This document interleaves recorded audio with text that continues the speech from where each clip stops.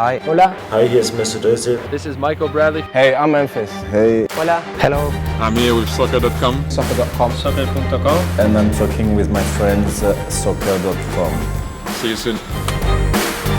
Hey guys, Josh from SoccerReviewsForYou.com, bringing you my review plus on-feet video of the Nike Mercurial Vapor 11 in the latest Pitch Dark Pack colorway. Now included with the shoes inside of the box, as you'll get from all the top-end models from Nike, is a string bag which is black and pink blast in color with the Mercurial logos. And then of course you get the shoes themselves, which are very, very good looking in my opinion. In today's video, we are going to take a closer detailed look at the specifics of the Pitch Dark Pack colorway for the Vapor 11. We're also going to talk tech specs, performance, take a look at the weight of the shoe, as well as take a look at how these things fit and feel on feet. So if you are interested in learning more, please stick around and watch the entire video. And if you're interested in a pair of these for yourself, you can go ahead and check out the review page on my website. There'll be a little pop-up on screen as well as a link in the description. And on that page, you will find buy it now links with exclusive SR4U coupon codes where you'll be able to pick these guys up below their normal $230 retail price. So again, if you're interested in a pair, go ahead and check out that review page.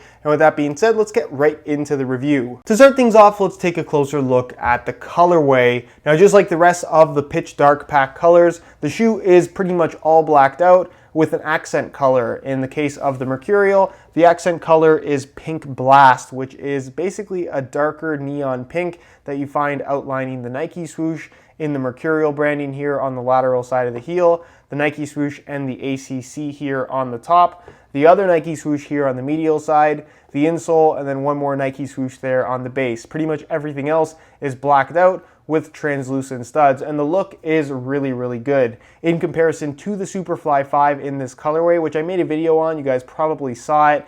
This does not have a reflective Nike swoosh in the middle. On the Superfly 5, the middle of the swoosh is actually reflective. This is just a slightly different texturing, but it is basically just black on black. But overall, the shoe still looks really, really good. I don't think that the lack of reflective Nike swoosh makes the shoe look any better or worse. I think if anything, actually, I prefer the look of this just because it does look like more of a true black on black with the actual swoosh itself, whereas the reflective swoosh on the Superfly has more of kind of a dark gray look. But let me know what you guys think down below in the comment section. Do you like how these look? Why or why not? And with that being said, let's move on to the tech specs so we can learn a little bit more about the overall performance. When it comes to performance, the Vapor 11 is very, very good. It is, in my opinion, one of the purest barefoot experiences that you can get from a pair of soccer shoes. The fit is excellent, the traction is excellent, and it's very, very lightweight in general. So there's a lot to like about the Mercurial Vapor 11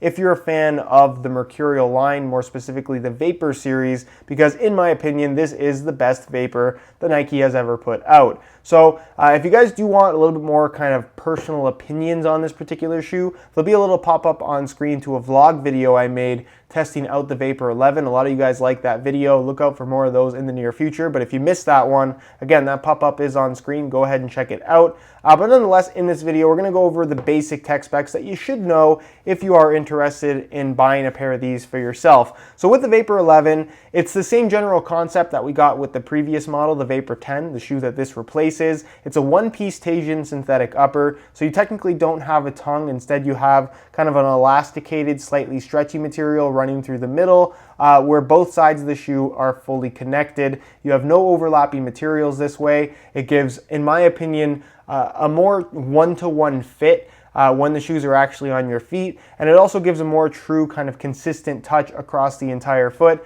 given that the entire shoe is the same material and there are no overlapping materials. Now the Tasian synthetic that they use here is pretty much exactly the same as the Vapor 10. The only thing they've changed is the liner on the inside, which is now a solid microfiber material that I think only adds to the responsiveness of the shoe, as well as the 3D speed rib texturing that you see in the form of these horizontal lines throughout the entire upper. This kind of mimics the pattern that you're going to find in the Flyknit upper on the Superfly 5. Obviously, this is not Flyknit. Instead, it's a Tasian synthetic material where basically they just added some thickness to the material to have these lines. So you have a variation in thickness where obviously there's raised parts and there's lower parts. You would think that it would have a more dramatic kind of impact on the touch on the ball just based on how it feels when you run your fingers along the upper, but honestly it's not something that's all that noticeable. In comparison to the Vapor 10, it's a touch thicker, but it's still a very, very thin shoe that offers pretty much no extra padding whatsoever. It's a very pingy,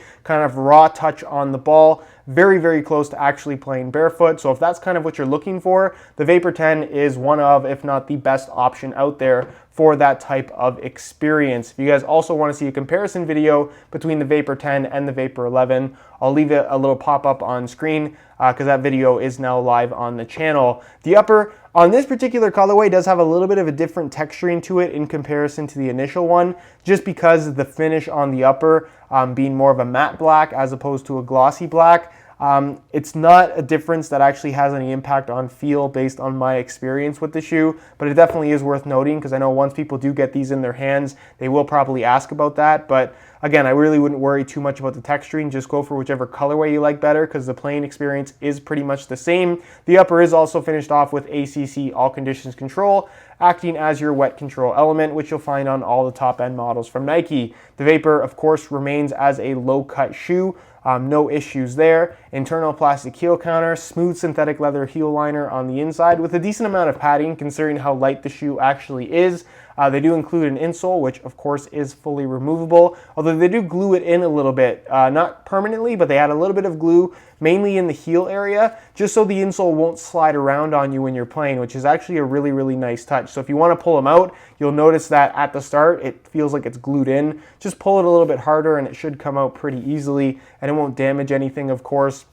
The insole itself is all solid foam. It features a mesh liner on top, and it's a single layer of this kind of ortholite foam material that has some good thickness to it and is actually really, really good as far as just underfoot cushioning is concerned, given that it is relatively low profile. Moving on to the sole plate and stud pattern, this is, in my opinion, the best feature of the new top-end Mercurials. This is the new Nike Plate sole plate, which is a one-piece construction, meaning that instead of having multiple layers to the sole plate like you would traditionally find in pretty much any other shoe at the moment, this uses a special vacuum forming process during the manufacturing that allows them to make the insole, or the outsole, sorry, the sole plate, one piece of plastic. So this has a benefit in terms of being a little bit lighter than a traditional sole plate, just because again you have less layers of material, and it also allows them to add a little bit of shape to the base of the shoe. Normally with a sole plate, it's completely flat and your foot sits directly on top. There's nothing wrong with that, but what they've done with this new sole plate due to this construction process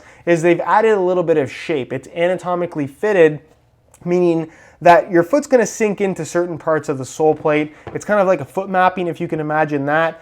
And what that does is it allows your foot to sit slightly inside the sole plate as opposed to directly on top. Now, how that impacts the feel of the shoe is that you feel a little bit more connected to the actual bottom of the shoe, which adds to the overall responsiveness. And also, because you're sitting in the sole plate, your foot can't slide on top of a flat base because the base isn't flat. You're kind of sunken in a little bit, which, like I said, locks your foot in place a little bit more efficiently when you are making those quick cuts and changes of direction. It's not uncomfortable. It's not as extreme as I think a lot of people expect it to be just based on how the bottom of the sole plate looks, but it is a very, very good feeling and something that I think does actually impact the performance and general experience of playing in this shoe. So as far as the stud pattern is concerned, this is the firm ground variation, and you do have the new bladed layout for the Mercurial line. That is, as with every other new Mercurial stud pattern, better than the last. This is, if you want the most aggressive traction possible, the best shoe on the market, whether it be the Vapor 11, the Superfly 5, or really any of the new Mercurials, because they all have this particular stud pattern. Super, super good traction when pushing off in pretty much any direction. You get tons of bite, no matter which part of your foot is on the ground. And again, just in terms of outright grip, nothing beats this particular stud pattern at the moment. So if you've been a fan of Mercurials in the past, there's a lot to like about this particular stud pattern. And I think it is, like I said, a true improvement over everything they have done prior to this particular shoe. The last thing I thought I would mention is this little kind of